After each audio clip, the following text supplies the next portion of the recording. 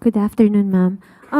Ma'am, Senator Lacson recently said that some retired officers are planning to grab power amid the controversies involving the president and vice president. Meron daw pong nangyayaring recruitment within the AFP. Komento po tungkol dito. Matagal na pong balita yan. Matagal na nilang gustong magsagawa ng destabilization laban sa ating Pangulo. Hindi na po yan bago.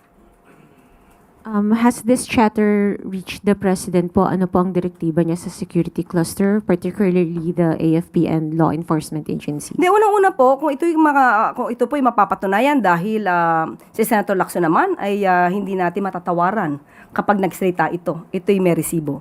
So muli, ang mga investigating bodies natin, hindi na po kayo kailangang utusan. Gawin nyo na pong mag-imbestiga. Salamat po.